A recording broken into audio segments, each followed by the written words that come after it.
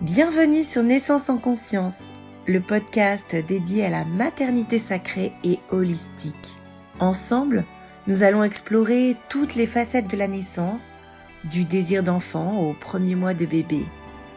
Ici, tu découvriras des récits inspirants et profonds de femmes qui choisissent une approche un peu différente et consciente de la naissance.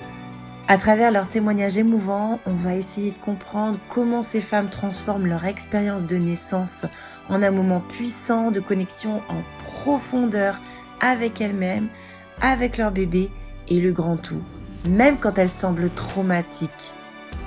Que ce soit par des accouchements naturels, à domicile ou encore en milieu hospitalier, chaque histoire révèle la force, la sagesse et la médecine des mères qui embrasse pleinement ce moment unique et transformateur.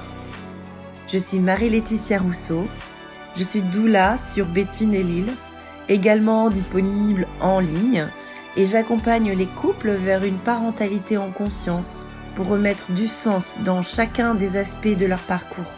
Aujourd'hui, je vous invite à explorer les voies de la naissance avec authenticité, respect et une profonde compréhension du pouvoir féminin.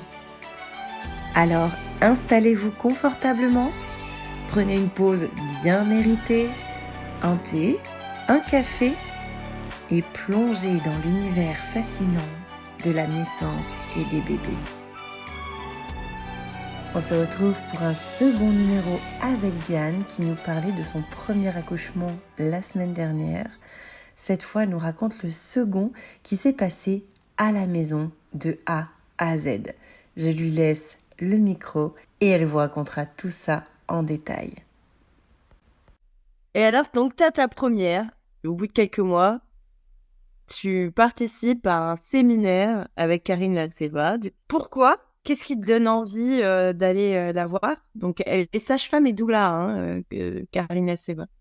Voilà, parce que alors du coup, quand j'étais avec ma fille, tu vois, j'ai commencé à continuer encore davantage, tu vois, de creuser, voilà, le sujet de l'accompagnement de la femme, de l'enfant, et je sentais que j'avais vraiment envie de me former, tu vois, réellement. Et je me suis dit, bon, bah, c'est peut-être le moment de participer donc à ce séminaire, l'enfantement entre science et sacré. Et là, ben, bim, tu vois, ça me refait flash avec plein de choses que j'ai vécues dans mon enfantement, le vortex, tu vois, qu'au final, j'y connaissais rien. D'entendre ce truc, ben ouais, quand la femme, elle est dans son sommeil, qu'elle demande de l'aide, eh ben, elle n'a pas besoin d'aide, en fait. Elle a besoin d'être rassurée, tu vois. Là, je me reprends une grosse claque. C'est venu encore appuyer sur des blessures, sur des douleurs, et venir activer une guérison plus profonde encore.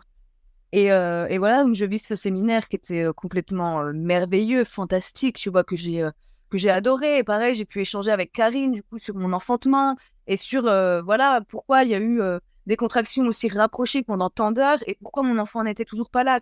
Et le fait qu'elle soit venue me dire, le papa et toi, vous avez senti qu'il y avait quelque chose.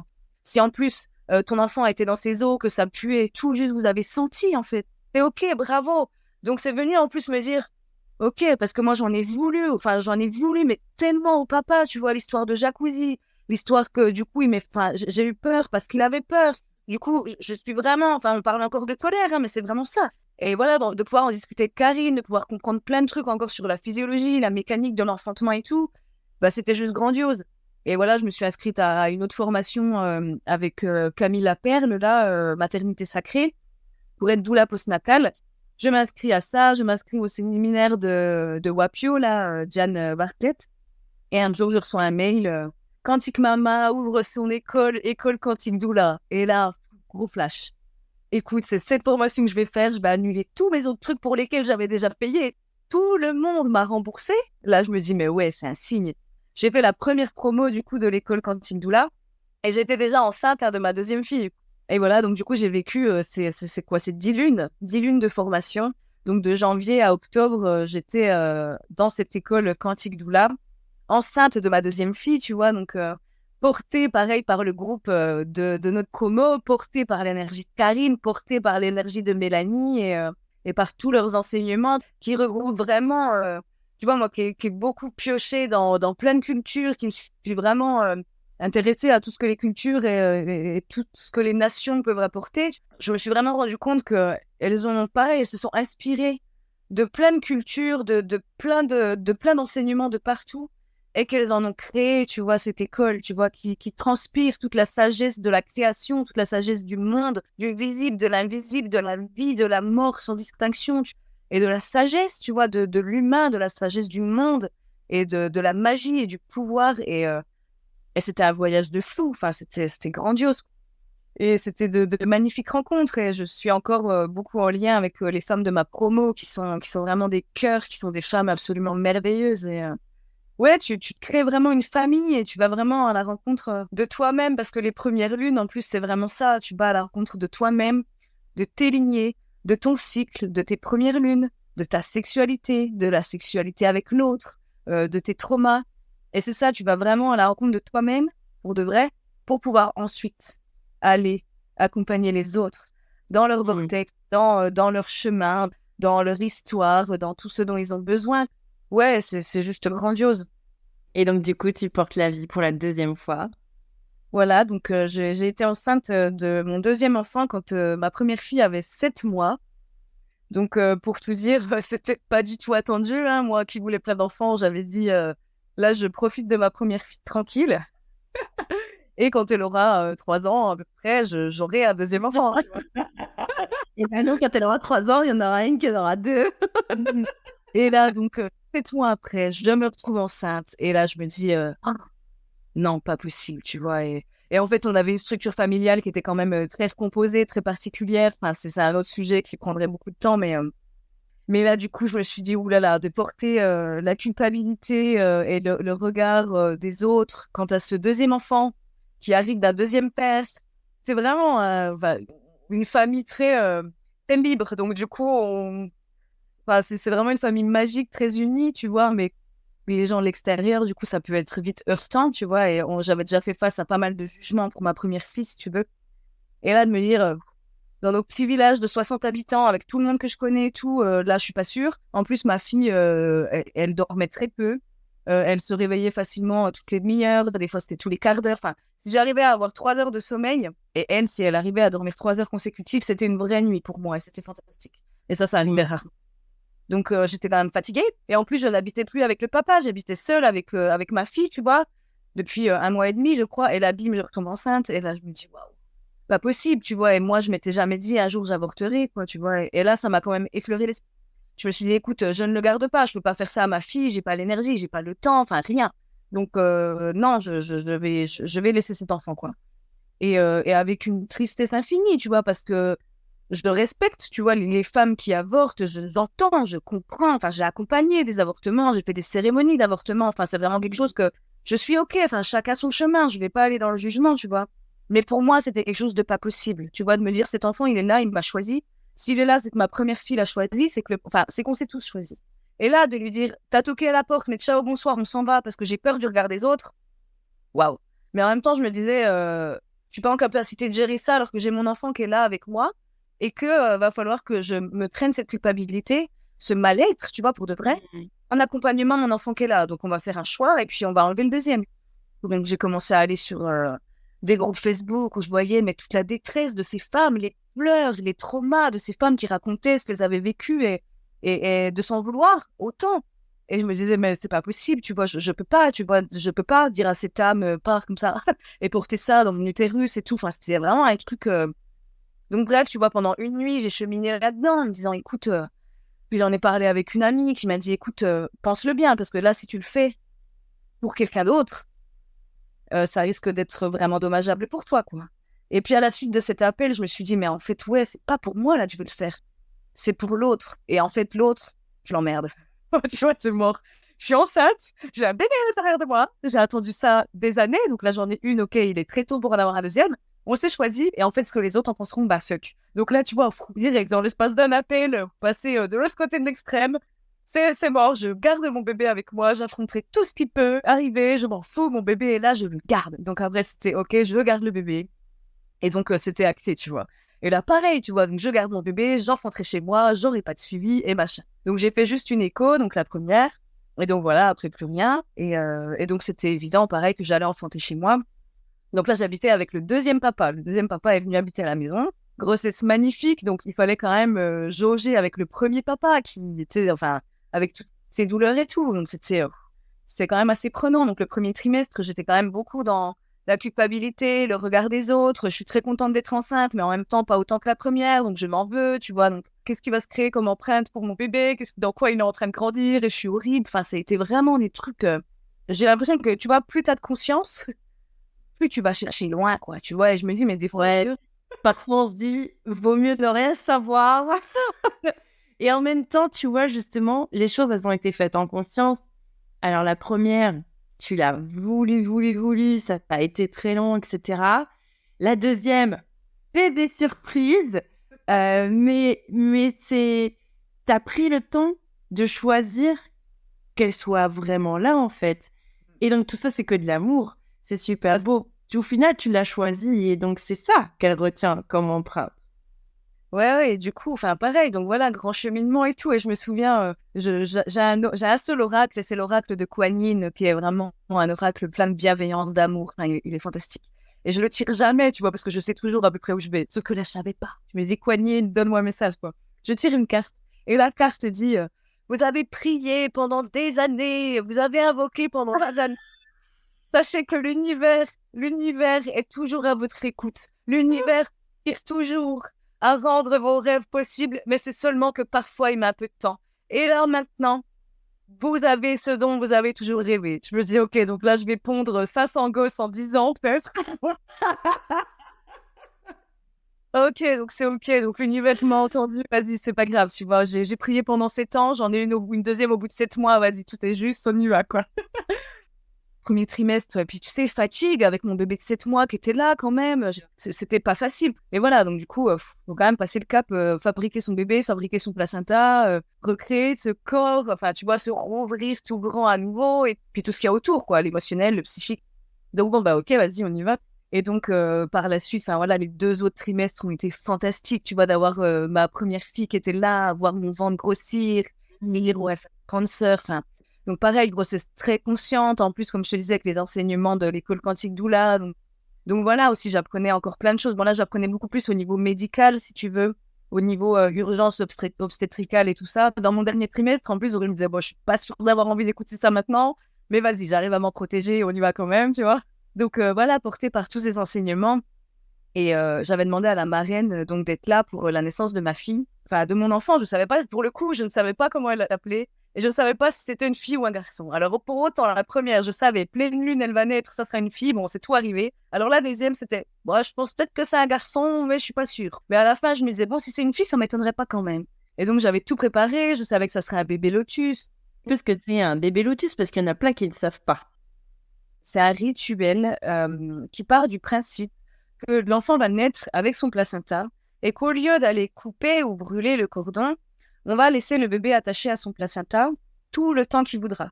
Donc, on va faire des soins au placenta parce que le placenta, du coup, arrive comme une entité magique et à respecter et sacrée. Donc, on va venir vraiment l'honorer, le célébrer autant qu'on va célébrer le bébé. Et on va vraiment, voilà, célébrer chaque jour, chaque nuit cette dyade, tu vois, cette symbiose, cette union entre les deux. Et on dit que le bébé, ça lui permet une incarnation plus profonde et plus lente, plus respectée, plus consciente. Donc voilà, on va, sur les 2 faces du placenta, mettre du sel rose de l'Himalaya, ensuite recouvrir avec des plantes médicinales, avec du thym, du romarin, du calendula.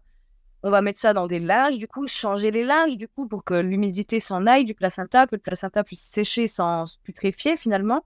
On peut y rajouter des pierres précieuses, on peut lui chanter des chansons, enfin voilà, tout ce qu'on peut y mettre. Et donc voilà, mon bébé, je savais que ça allait être un bébé lotus, quoi, donc on avait préparé. Et donc j'avais fait un accompagnement avec une de mes amies, on se retrouvait, je sais pas, 2 fois par mois, 1 fois par mois, je sais plus, pour chanter le chant carnatique indien. Et du coup, ça, c'est des chants qui viennent de l'Inde, qui sont vraiment ancestraux. Et on chante du coup des voyelles sur un rythme, sur une tonalité bien précise. Et c'est vraiment en grande connexion avec les éléments, avec la terre. Enfin, c'est vraiment quelque chose de très profond et très sacré, quoi. Et l'idée, c'est que ces sons, ils vont vraiment venir vibrer au plus profond des cellules de la mère et de l'enfant.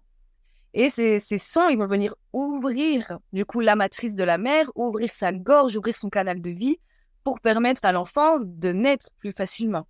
Et donc, c'est des sons qui vont accompagner l'enfant lors de la naissance et dans le postnatal, qui vont faire le lien avec, qui vont permettre à l'enfant de l'apaiser, de lui permettre de se sentir plus serein, parce que c'est des sons qu'il aura déjà senti vibrer quand il était dans le ventre de la mère.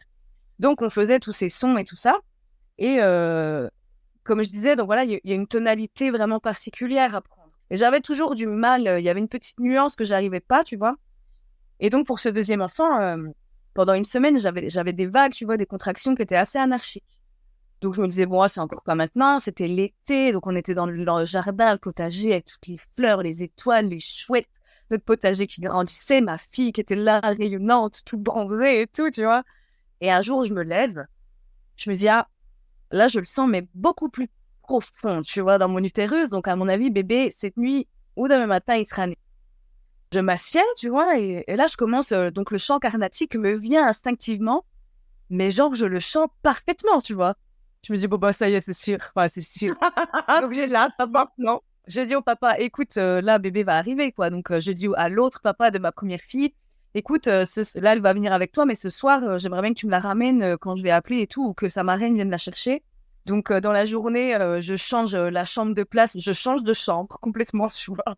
Non, non, cette chambre-là me pue, on change de chambre, je vais être là pour mon postnatal, on redéfait tout. Bon, après, si on a les lits au sol, enfin, je veux dire, à part mes décos, comme je te disais, de rituels et tout, mon Bouddha et mes trucs de cérémonie, j'ai pas grand-chose, quoi. Donc, c'était déjà lit au sol et tout, on est très épuriste, j'ai envie de dire. Donc, il n'y avait pas grand-chose à décaler, tu vois. Donc, bref, on refait notre chambre.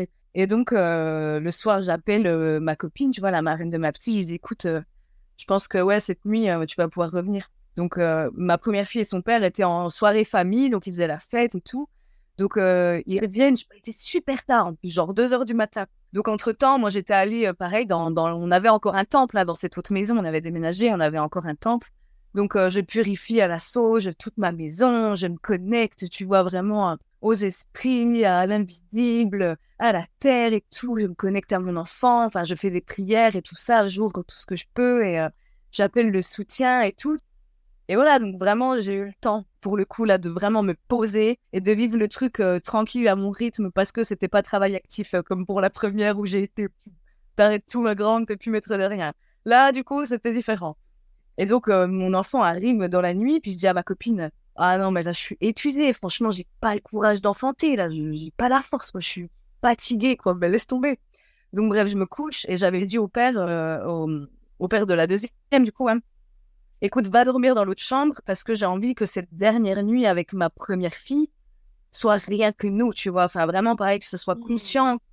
Enfin, c'est vraiment un événement. On va passer dans un autre univers. Tu vois, là, elle va devenir grande sœur. Je vais devenir maman pour la deuxième fois. Ce papa va devenir papa pour la première fois, tu vois. Donc là, j'ai vraiment envie qu'on passe dans ce portail avec le plus de conscience possible. Et donc, je fais ma nuit avec ma première fille. Elle tète donc à 4h du matin. Et j'avais, voilà, donc pareil, des vagues assez anarchiques. Donc, je somnolais, tu vois, toute la nuit, quoi. Elle tète à 4h du matin, 4h20. Je sens donc une contraction un peu plus puissante. Je me dis, bon, bah, ok. Ça revient. Ah, ça a l'air régulier. Je regarde, donc bim, là, je suis passée à toutes les 5 minutes. Donc, je reste une demi-heure dans mon lit comme ça. Puis, je me dis, bon, j'ai très faim, là. Je vais descendre. Donc, je me lève, tu vois, en douceur. Je réveille personne. Tout le monde dort. C'est super. Je veux être seule. Donc, je descends. Je commence à manger et tout. Je me pose sur mon canapé. J'y faisais d'un soleil, tu vois, il était genre 5h du matin. Donc, c'était en plus, tu vois, le soleil se levait sur ce beau mois de juillet. Déjà, j'avais un arbre à papillons. Tout était là dans son plein rayonnement estival. Enfin, c'était genre grandiose. Et donc, je me pose et puis c'était tout calme dans ma maison. Pas un bruit. Je me dis, ah oui, j'adore. J'adore, quoi. Et donc, j'étais là sous mon canapé et j'avais donc ces vagues là qui devenaient de plus en plus fortes. Et je me dis, ok, donc là, j'ai envie d'ouvrir la bouche et de vocaliser, quoi. Et là, je me suis rendu compte vraiment de la différence entre le fait de respirer la bouche ouverte. On dit, tu sais, bouche molle, col mou, et puis tu ouvres la bouche, en bas, ça s'ouvre aussi, quoi. Et là, c'était pas du tout la même dynamique que pour la première fille, où j'avais vraiment la bouche fermée, où j'étais en cohérence cardiaque, hyper concentrée. Là, c'était genre, j'ouvre, et si j'ai envie de vocaliser et de sortir des sons, je les sors, quoi.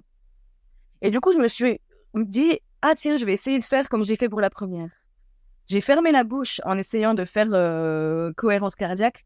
Et ben franchement, c'était tellement plus intense et tellement plus douloureux que je me suis dit, punaise, mais C'était carrément pas faciliter la vie pendant tes 12 heures d'enfantement pas grande, quoi. Tu vois. C'est génial parce que moi, je propose la cohérence cardiaque aux femmes que j'accompagne. Toi, t'es en train de me flinguer mon truc. Non, mais j'aime bien avoir le retour parce qu'il y en a pour qui ça fonctionne très bien et d'autres pas du tout. Et c'est pour ça que je dis toujours qu'en fonction des grossesses, de l'accouchement, de soi-même, faut expérimenter plein de techniques parce que le jour J, tu sais pas ce qui va être bon pour toi, en fait.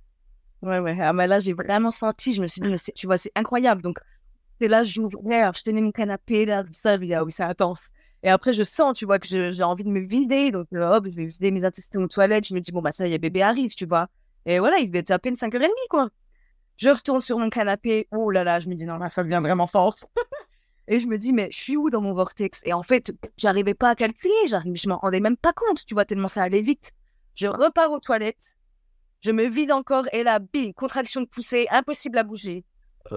Je hurlais sur les toilettes. Et tu vois, on est là à dire, oh, faut dire oui aux contractions et tout. J'étais là sur mes toilettes. Je me dis, c'est pas vrai que là, 16 mois après, je suis encore en train d'enfanter, que c'est encore aussi intense. C'est pas possible. Je dis, franchement, bébé, ce que je te demande, et j'avais déjà demandé, genre, tu vois, j'aimerais que ça soit rapide. Puis j'avais dit à ma copine, je suis épuisée, j'ai pas la force. Là. Si j'ai 10 heures d'enfantement qui m'attendent, j'aurais pas la force. Tu vois, j'étais déjà, dès le départ, la meuf pessimiste, quoi, tu vois. De toute façon, je vais le faire, mais là, mes ressources, elles sont au plus bas, quoi, tu vois. Donc j'étais là sur mes toilettes, tu vois, et je commence à taper dans la porte, à dire, non! Et là, je me dis, mais c'est pas tout ça qu'il faut dire, en plus, tu vois. Il faut dire oui! Il faut dire oui, tu vois. Et moi, j'étais là, non! Et du coup, je commence à hurler, tu vois, J'étais là sur mes toilettes, donc mon enfant était en train d'arriver, quoi. Et là, tout à coup, j'entends mon enfant qui descend, qui pleure, je vois le papa qui arrive, la marraine qui arrive. Au début, je le savais pas, tu vois, donc je dis au papa, donc il avait suivi un peu les trucs avec Karine, tu vois, quand tu l'entends hurler comme ça, la femme, c'est que ça y est, quoi, l'enfant, il arrive. Donc je lui dis, va me chercher une bassine, s'il te plaît. Donc il était là, tu veux de l'eau chaude, tu veux de l'eau froide? Va me chercher de l'eau, je lui dis, t'es grande toilette, tu vois, me parle pas. Je lui dis, amène le matelas. Et puis j'étais dans des toilettes tout petites, t'as juste la place pour les toilettes. Et c'était dans un couloir, et devant, il y avait les gamelles de mon chien. C'était le couloir, en gros, où mon chien venait manger et puis se poser quand il voulait être tranquille, quoi. Donc en plus, pas le coin hyper joli, tu vois, lumineux et tout ça, quoi. Pas de fenêtre et tout. Donc j'étais là dans mon chiotte. Arrive, pleure, quoi. Maman, t'es où? Enfin, 16 mois, elle était encore kiki, quoi. Elle pleure et tout, donc je la reprends au sein, je la mets sur moi sur les toilettes, donc elle tète. Le papa me ramène le matelas, et là je lui dis, non mais prenez-la, je peux plus, quoi. Donc bim, une autre contraction arrive, donc mon enfant pleure, et là je me dis, mon Dieu, qu'est-ce que je suis en train de faire? Ma piote, elle est en train de pleurer à côté, non mais là faut que ça aille vite, quoi, tu vois, je peux pas laisser ma gosse pleurer comme ça se trouve j'ai fait une grosse connerie de vouloir qu'elle soit là, tu vois, et faut que ça aille vite. Donc lui il arrive, je l'attrape par les épaules. Tu dis, je suis désolée, peut-être que je vais me faire caca dessus, je sais pas par où ça va sortir, que je dis comme ça. Première contraction, on entend un gros pack, tu vois, donc là, la poche. Deuxième contraction, la tête. Oh, là, je commence à me relever, je dis, attrape ton bébé, s'il te plaît. Troisième contraction, bim, l'enfant dans ses bras, tu vois. Et donc, elle avait le cordon autour du cou, donc puis je l'entends dire non, et puis moi, mon corps, là, c'est serré, en mode, qu'est-ce qui se passe? Puis je regarde, oh, c'est juste le cordon, vas-y, c'est bon, quoi. Donc, mon enfant était là, donc là, premier réflexe, ah, bien, donc mon enfant revient. Elle voit sa sœur, elle tète, elle pleure. Elle était là, bisous, bisous, bisous et tout. Donc... Et en fait, tu vois, si tu veux, j'ai eu les premières contractions à 4h20. 6h25, mon enfant était né, quoi. Donc là, c'était hyper rapide. Hyper rapide. J'étais en état de choc. J'ai été vraiment en état de choc, genre, oh, ok. Donc là, tout à coup, je suis maman. Une deuxième fois, mon enfant est là. Ok. Et tu vois, du coup, mon corps, avec l'intensité, tu sais, qui tremblait partout et tout, j'étais là, mais complètement choquée, tu vois, de me dire, attends, non, mais ok. Donc après, je me suis posée au milieu de mes toilettes, là, avec plein de sang sur les... Il m'a ramené la couette de ma fille, donc la couette de ma gosse pleine de sang et tout. Je me dis, mais c'est pas possible. On s'en fout dans ces cas-là. On s'en fout, quoi. Mais au début, je me suis dit, putain, la couette, comment on va faire pour laver ça, quoi. Et donc, bref, on était tous là. Puis ma fille, Naama, qui pleurait, qui venait faire des bisous à sa sœur, qui pleurait, tu vois.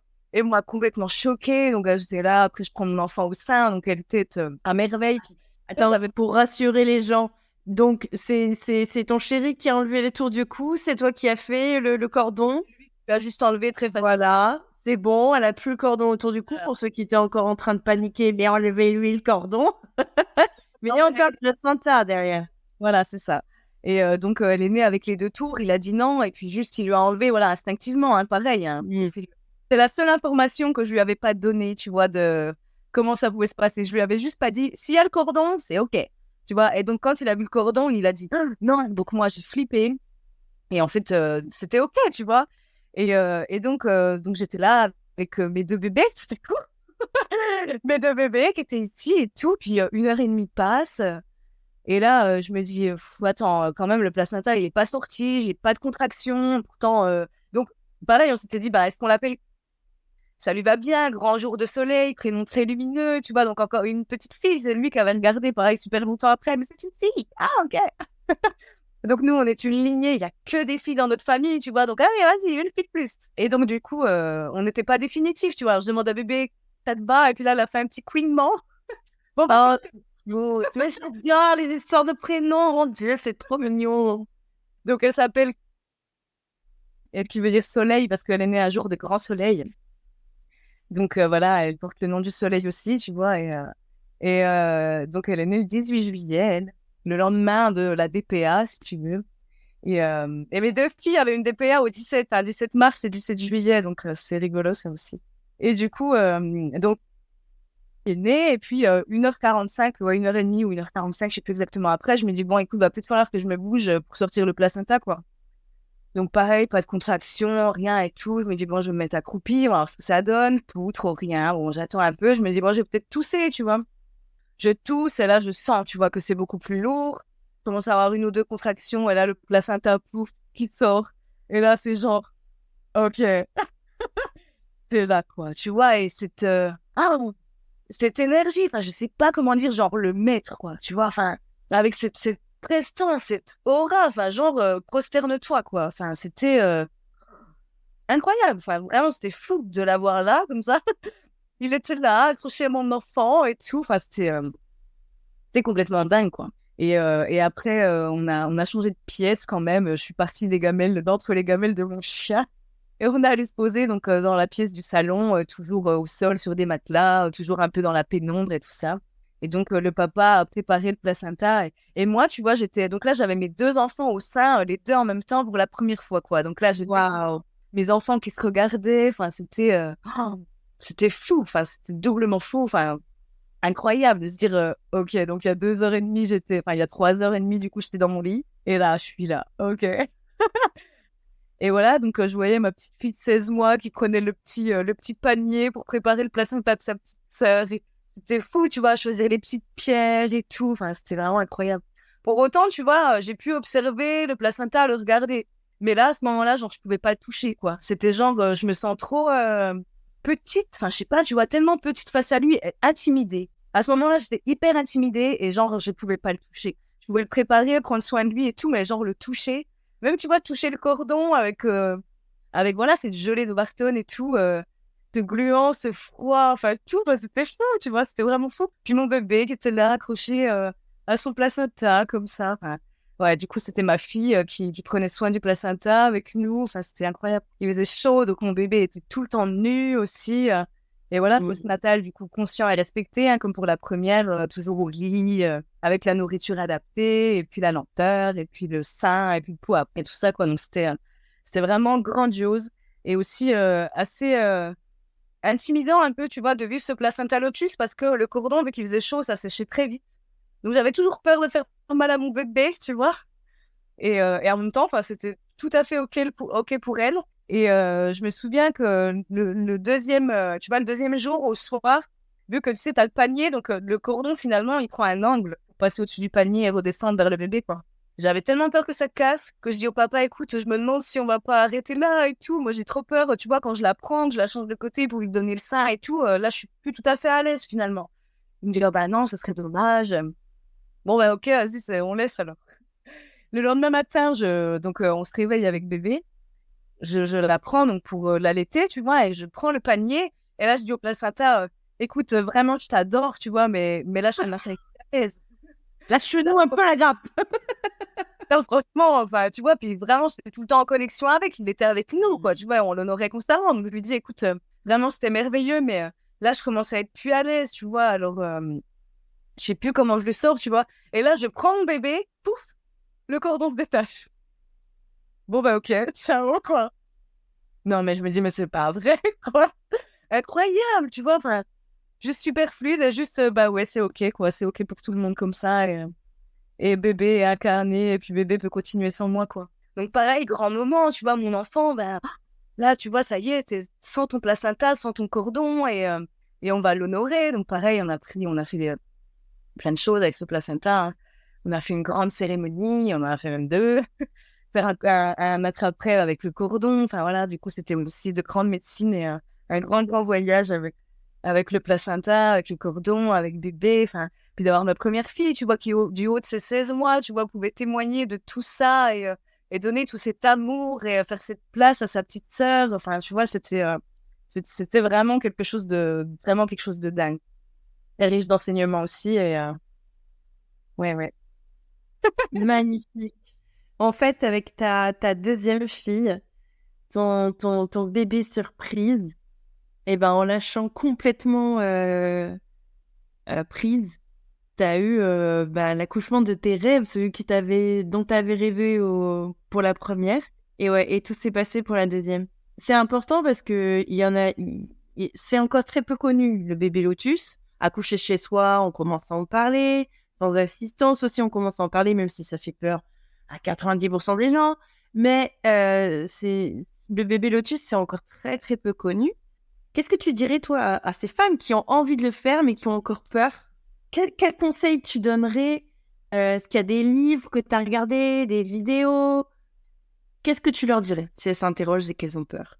Ce que je leur dirais, c'est que vraiment, si c'est quelque chose qui les appelle, je leur dirais juste écoutez-vous.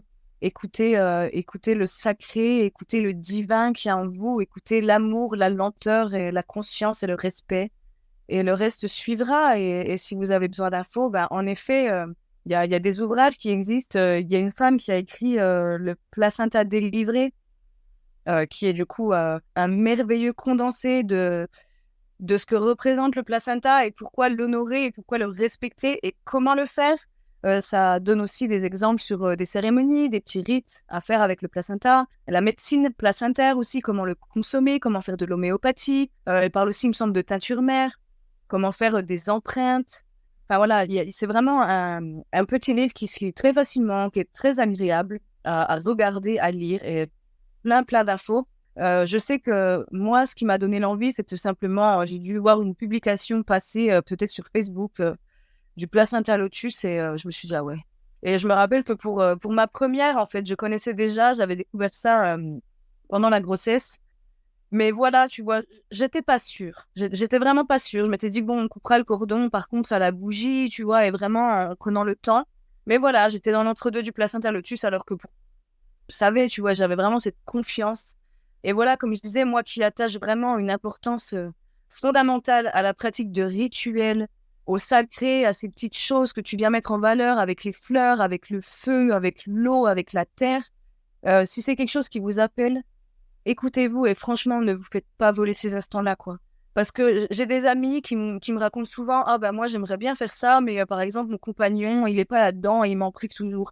Et ces femmes, si on les coupe de leur matrice, enfin je veux dire la matrice chez la femme, ses ovaires, son utérus, c'est vraiment ce qui va venir nourrir ses chakras, c'est ce qui va venir nourrir ses méridiens, c'est ce qui va venir nourrir ses organes, et c'est ce qui va nourrir la vitalité pour de vrai. Donc ce que la femme rayonne, c'est ce qui rayonne à l'intérieur de sa matrice, c'est le soin qu'elle va accorder à sa matrice, la valeur, la manière dont elle va venir à habiter son corps et être dans sa créativité. Et le fait de pratiquer des rituels, de se reconnecter au sacré, de se reconnecter à la médecine du vivant, même à la médecine de la mort, du visible, de l'invisible, ça va vraiment nourrir en profondeur les corps physiques et énergétiques de la femme, de l'homme, de l'enfant, de tous les genres qui existent, des non-genres, de qui on veut. Ça vient vraiment nourrir pour de vrai sur tous les plans et permettre donc de pouvoir vivre des passages avec plus de douceur, avec plus de magie. Et voilà, vraiment de pouvoir se reconnecter au vrai, au sacré, de redonner du sens.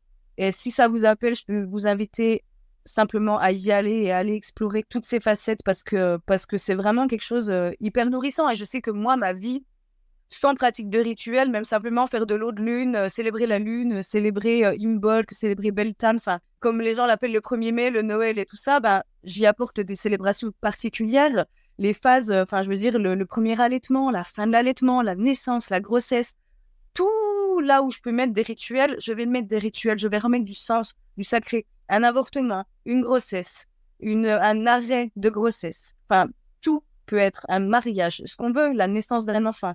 On peut faire des célébrations avec tout. Et si ça vous appelle, juste allez-y, honorez ces espaces parce que c'est tellement nourrissant et porteur et salvateur que allez explorer, quoi. Que ce soit le placenta lotus ou autre, mais et c'est cette reconnexion vivant, vraiment, parce que je veux dire, le bébé, il porte tous les éléments en lui, comme nous, on porte tous les éléments en nous.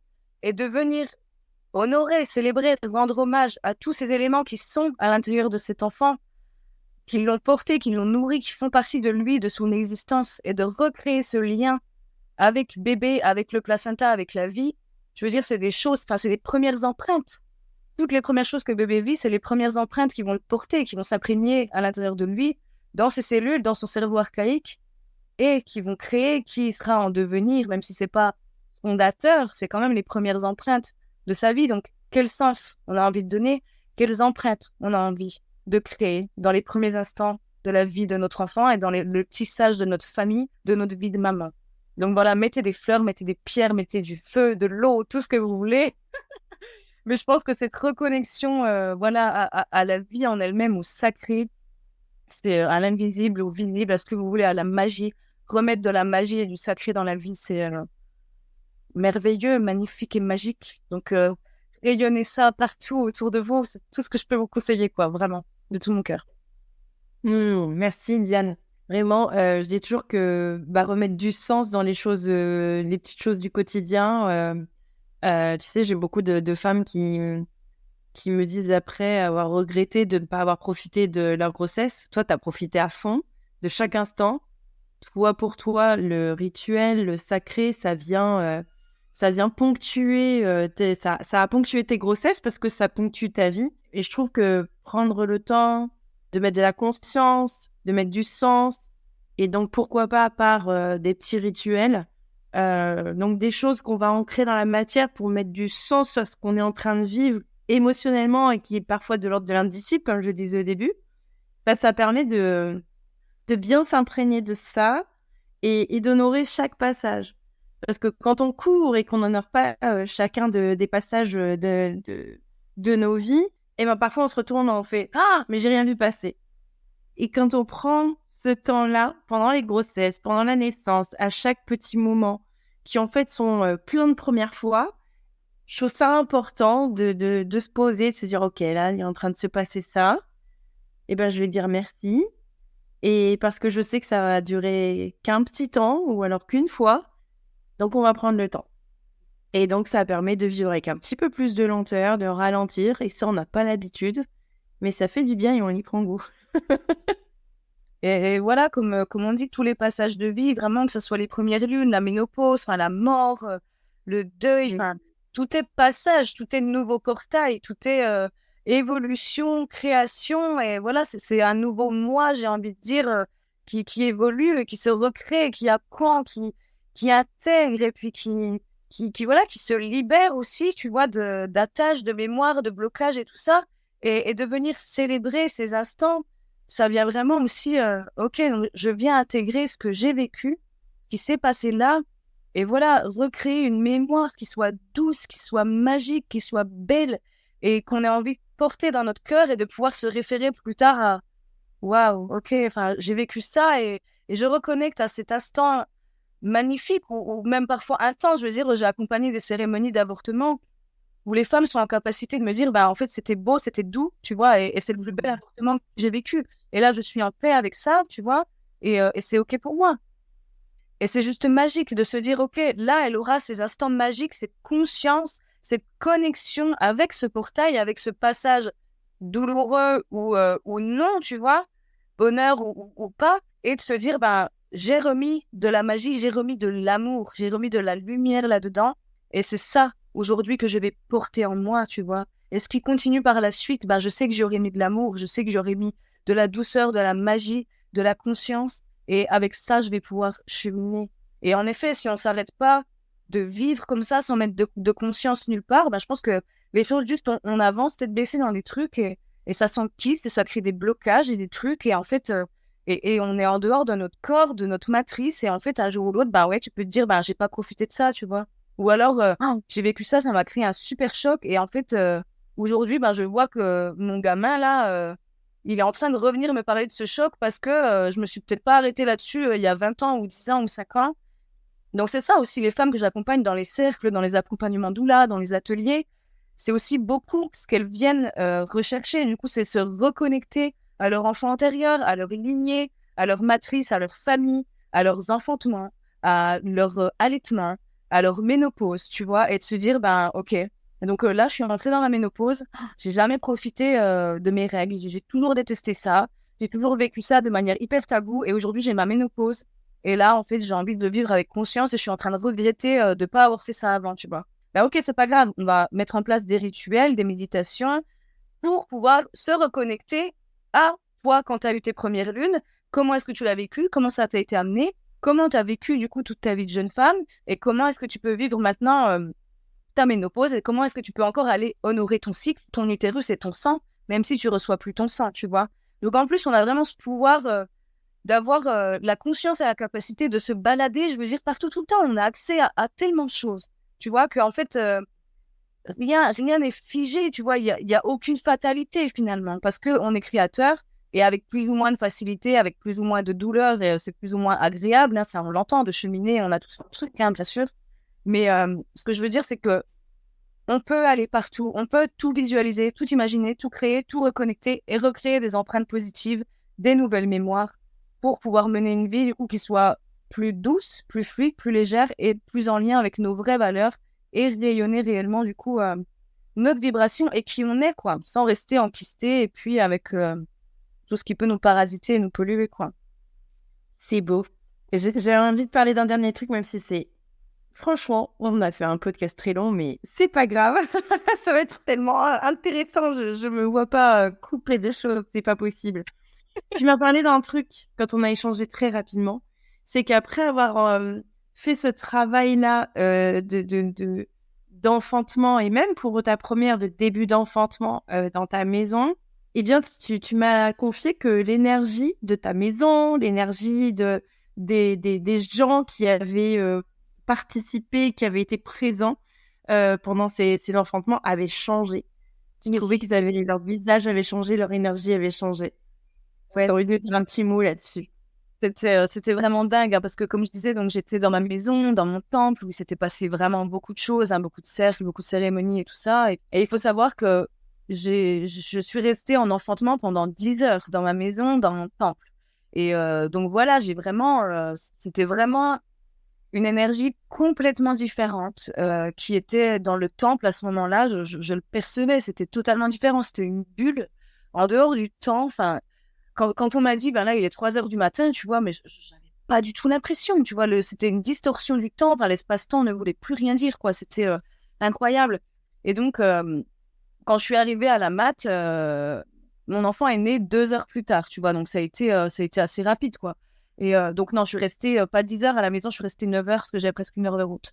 Donc voilà, je suis restée 9 heures à la maison, donc j'ai vraiment eu le temps aussi, tu vois, de m'imprégner vraiment de tout ça. Et par contre, après l'enfantement, quand je suis revenue dans ma maison, c'était complètement différent. Je veux dire, cette pièce dans laquelle j'avais passé donc ces 9 heures à essayer de transcender la douleur, à aller dans mes hypnoses, mes ci, mes ça, à accueillir la douleur, à essayer de me dilater, de sentir mon corps qui s'ouvrait, enfin de me sentir écartelée au plus profond de mes os. Cette pièce avait complètement changé. C'était un nouvel univers, c'était un nouveau temple. Pour autant, tu vois, la maison, si, quoique la cuisine, ça m'a fait très bizarre d'y retourner aussi. Le reste, ça allait. Mais vraiment, le temple, c'était une toute autre pièce. Vraiment, c'était un nouvel univers.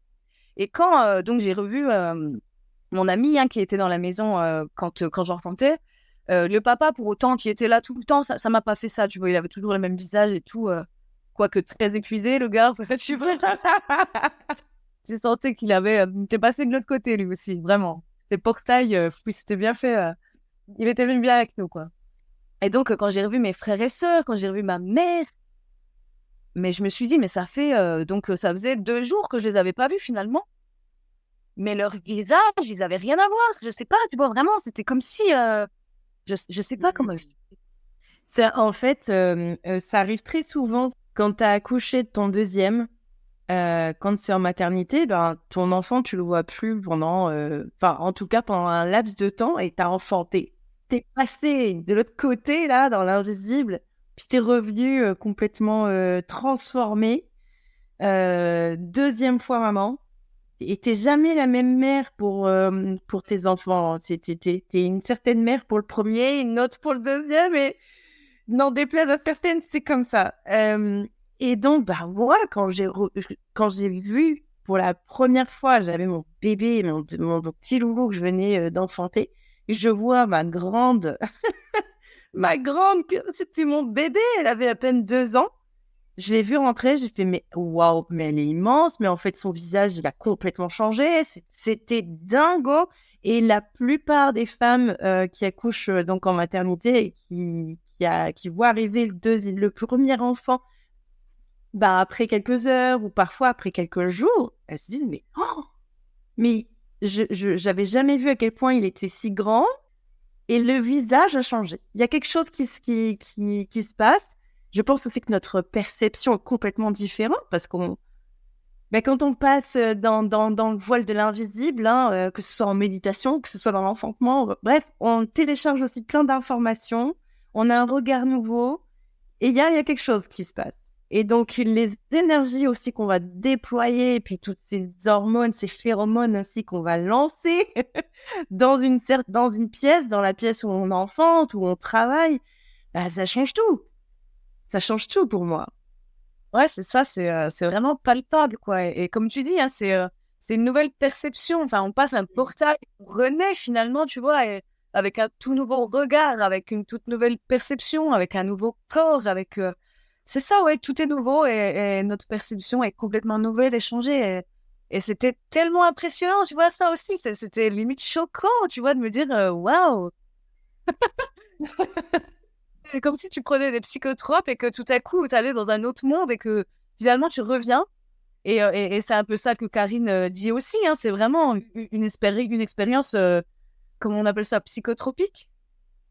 Quand on parle que la femme, elle sécrète quand même cette hormone de DMT, qui est la molécule la plus psychotrope qui existe au monde, que la femme est capable de sécréter ça pendant son enfantement, je veux dire, c'est une expérience qui relève de la même expérience que quand les gens prennent des psychotropes. Tu changes de perception, tu vas dans une autre réalité, dans un autre monde, tu vois. Et quand tu reviens, c'est genre, waouh, le voyage que je viens de faire, quoi. Enfin, c'est OK. On va se réadapter là et puis du coup se réacclimater à cette nouvelle réalité, s'ajuster. Mais ouais, c'était vraiment impressionnant, quoi. Très, très impressionnant.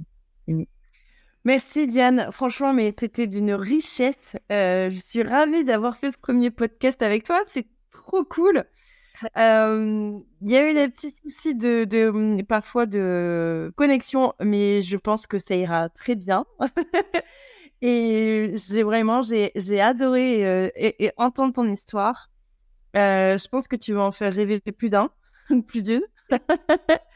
Et que ça va donner pas mal aussi de pistes, tu vois, de préparation, des pistes de visualisation de ce qui peut se passer. Et puis aussi de cette idée de se faire confiance au final et de se dire que, même si on a décidé d'accoucher chez soi et même sans personne, comme tu disais au départ, eh bien, ça se peut que ça change et c'est OK, et qu'il y a une raison, et qu'on peut aussi se laisser l'opportunité de changer d'avis. Et néanmoins, c'est bien aussi de pouvoir s'entourer de personnes qui se disent OK, en fait, là, elle est juste en train de traverser son sommet, ou sa phase de désespérance, comme beaucoup l'appellent. Moi, je la trouve très bien dite. J'aime bien ce mot parce que ça décrit exactement moi ce que j'ai vécu pour surtout ma première. Et d'avoir quelqu'un qui te dit à côté, c'est bon, t'es en train de le faire, je te tiens la main, on est ensemble, vas-y, crie, dis que t'en peux plus, c'est pas grave, tu vas le faire, t'es en train de le faire et waouh, regarde tout ce que t'as fait. T'es presque au sommet là, vas-y. Et voilà, c'est ça qui change, je pense. C'est les personnes qui sont autour de soi et qui vont t'encourager, qui vont te tenir la main. Et donc, à mon sens, il n'y a pas qu'une femme qui doit se préparer, mais il y a aussi son entourage. Et donc, le savoir, c'est le pouvoir. Tu as appris beaucoup de choses avant la deuxième naissance. Ton conjoint aussi, du coup, le futur papa aussi, il était au courant de plein de choses. Et c'est ça qui change tout, en fait. Merci encore. Et puis, moi, je vous dis à bientôt pour un nouveau podcast avec une autre histoire. Et Diane, eh bien, je mettrai des petits liens pour savoir où est-ce qu'on peut te retrouver si on a envie d'être accompagné par toi, puisque tu es doula et sophrologue. Donc, voilà, si vous avez eu un petit coup de cœur pour Diane, eh bien, je vous inviterai à aller voir tous ces liens. Et je te remercie encore une dernière fois. Est-ce que tu veux dire un dernier mot? Je voulais dire que c'est un honneur pour moi d'avoir pu me livrer comme ça auprès de vous et que j'arrive dans le portail donc de mes 32 ans et que du coup c'est quelque chose de tout à fait particulier de pouvoir partager cet instant avec vous et je te remercie de m'avoir offert cette opportunité de partager la beauté, l'amour, la vie et la magie de la création avec tout le monde. Merci d'avoir écouté ce nouveau numéro de Naissance en conscience. C'était un vrai plaisir de partager ce moment avec vous. N'hésitez pas à venir échanger avec moi sur Instagram, sur mon compte @ma.doula.holistique. Vous trouverez d'autres informations sur le sujet évidemment, ainsi que tous mes accompagnements pour vous aider à traverser cette période incroyable de la naissance. On se retrouve bientôt pour un prochain numéro et d'ici là, prenez soin de vous.